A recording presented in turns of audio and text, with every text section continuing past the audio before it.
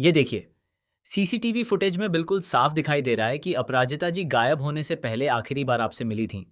Footage में साफ नजर आ रहा है कि आपने उनका हाथ पकड़कर उन्हें जबरदस्ती अपनी गाड़ी में बैठाया था। अब हमारे पास आपके खिलाफ सबूत मौजूद हैं। प्लीज समझने की कोशिश कीजिए। ये एक गंभीर इन्वेस्टिगेशन का मामला है। आपको हमारे साथ पुलिस स्टेशन चलना होगा। सीरियल तुम देना साथ मेरा में अब ऐसा धमाकेदार और हैरान कर देने वाला ट्विस्ट आने वाला है, जिसे देखने के बाद दर्शकों की धड़कनें तेज हो जाएंगी। कहानी पूरी तरह पलटने वाली है। जिस सच को हर कोई रक्षित के खिलाफ मान चुका था, वही सच अब एक ऐसा नया राज खोलने वाला है जिससे ललित की पूरी चाल बिखर जाएगी। लेकिन इससे पहले रक्षित और अपराजिता दोनों को ऐसी मुश्किलों का सामना करना पड़ेगा जिसकी किसी ने कल्पना भी नहीं की होगी। आने वाले एपिसोड में आप देखेंगे कि पुलिस पूरे सबूतों के आधार पर रक्षित को गिरफ्तार कर लेती है। मीडिया भी बिना सच्चाई जाने उसे अपराधी घोषित कर देती है। हर न्यूज़ चैनल पर सिर्फ एक ही खबर चल रही होती है कि अपराजिता के गायब होने के पीछे रक्षित का हाथ है। पूरा शहर उसके खिलाफ हो जाता है। लोग उसे गुनहगार समझने लगते हैं। उधर रक्षित बार बार पुलिस से कहता रहता है कि उसने कुछ भी गलत नहीं किया। वह सिर्फ अपराजिता की मदद कर रहा था। लेकिन कोई भी उसकी बात सुनने को तैयार नहीं होता। पुलिस उसे हथकड़ी लगाकर ले जाने लगती है। तभी उसकी नज़र अपनी गाड़ी पर पड़ती है। उसे ऐसा महसूस होता है जैसे गाड़ी की डिग्गी के अंदर कोई हलचल हो रही हो। वह पुलिस से सिर्फ 2 मिनट का वक्त मांगता है, लेकिन पुलिस उसकी एक भी बात नहीं सुनती और उसे जबरदस्ती अपने साथ ले जाती है। असल में सबसे बड़ा सच ये होता है कि अपराजिता उसी गाड़ी की डिग्गी में बेहोश पड़ी होती है। उसके हाथ बंधे होते हैं और सिर पर लगी चोट से लगातार खून बह रहा होता है। वह होश में आने की कोशिश करती है, डिग्गी पर जोर जोर से हाथ मारती है, लेकिन बाहर किसी तक उसकी आवाज़ नहीं पहुंचती। उसकी सांसें भी धीरे धीरे कमज़ोर होने लगती हैं। रक्षित की गिरफ्तारी की खबर जैसे ही उसके घर पहुंचती है, पूरा परिवार टूट जाता है। उसके पिता को अपने बड़े बेटे के साथ हुई पुरानी दर्दनाक घटना याद आ जाती है। सदमे की वजह से उनकी तबीयत अचानक बिगड़ जाती है और उन्हें तुरंत अस्पताल ले जाना पड़ता है। डॉक्टर भी उनकी हालत गंभीर बताते हैं। वहीं रक्षित की मां पूरी तरह बिखर जाती हैं। उनके मन में यह विश्वास बैठ जाता है कि अगर अपराजिता उनकी जिंदगी में नहीं आती, तो आज उनका बेटा जेल में नहीं होता। इसी वजह से वह अपराजिता के नाम से भी नफरत करने लगती हैं। दूसरी तरफ ललित अपनी जीत का जश्न मना रहा होता है। उसे पूरा यकीन होता है कि अब कोई भी उसका सच कभी सामने नहीं ला पाएगा। वह मीडिया के सामने मगरमच्छ के आंसू बहाकर खुद को बेगुनाह साबित करने की कोशिश करता है। वह हर किसी के सामने रक्षित की छवि खराब करने में कोई कसर नहीं छोड़ता। यहाँ तक कि वह नकली गवाह भी तैयार कर देता है ताकि पुलिस का शक हमेशा के लिए रक्षित पर ही बना रहे।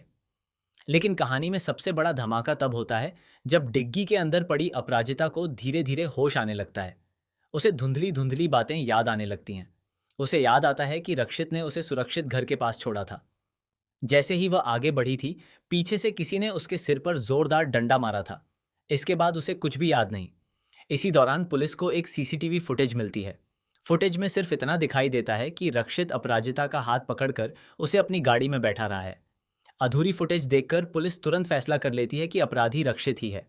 दूसरी तरफ ललित अंदर ही अंदर मुस्कुराता रहता है, क्योंकि उसकी चाल बिल्कुल सफल होती दिखाई दे रही होती है। लेकिन तभी कहानी अचानक पलट जाती है। पुलिस रक्षित को कोर्ट ले जाने ही वाली होती है कि उसी समय वहां एक कार आकर रुकती है। सबकी नजरें उसी तरफ चली जाती हैं। अगले ही पल कार का दरवाजा खुलता है और लड़खड़ाते हुए अपराजिता बाहर निकलती है। उसे जिंदा देखकर वहां मौजूद हर कोई हैरान रह जाता है। मीडिया के कैमरे उसकी तरफ घूम जाते हैं। पुलिस अधिकारी भी चौंक जाते हैं। अपराजिता कांपती हुई आवाज में कहती है, रक्षित सर ने कुछ भी गलत नहीं किया। उन्होंने मुझे सुरक्षित घर के पास छोड़ा था। उसके बाद किसी ने पीछे से मेरे सिर पर हमला किया। मैं बेहोश हो गई थी। जब मुझे होश आया तो मैं गाड़ी की डिग्गी में बंद थी। मुझे नहीं पता मेरे साथ क्या हुआ, लेकिन इतना जरूर जानती हूं कि रक्षित निर्दोष हैं। यह सुनते ही पूरे माहौल में सन्नाटा छा जाता है। पुलिस तुरंत उस इलाके की दूसरी सीसीटीवी फुटेज निकलवाती है। इस बार जो वीडियो सामने आता है, उसे देखकर सबके पैरों तले जमीन खिसक जाती है। फुटेज में साफ दिखाई देता है कि ललित पीछे से अपराजिता पर हमला करता है, उसे बेहोश करता है और फिर बड़ी चालाकी से उसे रक्षित की गाड़ी की डिग्गी में डाल देता है ताकि पूरा इल्जाम रक्षित पर आ जाए। इतना ही नहीं, जांच के दौरान पुलिस को यह भी पता चलता है कि ललित ने पहले से कई नकली सबूत तैयार किए थे।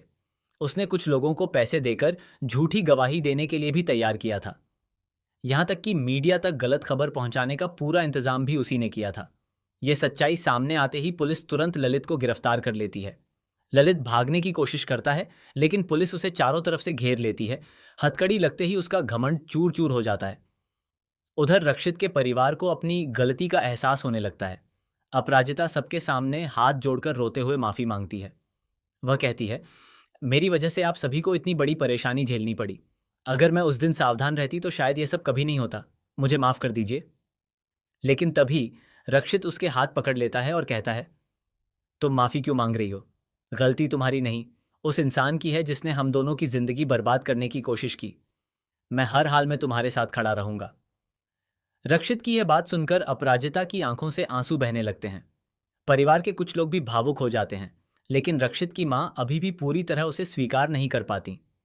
उनके मन में कई सवाल बाकी रहते हैं। इसी वजह से परिवार के अंदर एक नई दरार पैदा होने वाली है। लेकिन सबसे बड़ा झटका अभी बाकी होता है। पुलिस जब ललित से पूछताछ करती है, तब वह एक ऐसा नाम लेता है जिसे सुनकर हर कोई दंग रह जाता है। वह बताता है कि इस पूरी साजिश में वह अकेला नहीं था, बल्कि परिवार का ही एक ऐसा शख्स उसके साथ मिला हुआ था जिस पर आज तक किसी ने शक तक नहीं किया। यह खुलासा कहानी को पूरी तरह बदल देगा और आने वाले एपिसोड में रिश्तों, भरोसे और प्यार की सबसे बड़ी परीक्षा देखने को मिलेगी। अब सवाल यह है कि आखिर वह गद्दार कौन है? क्या रक्षित और अपराजिता मिलकर इस नए दुश्मन का सच सामने ला पाएंगे, या फिर एक नई साजिश उनकी खुशियों को फिर से बर्बाद कर देगी?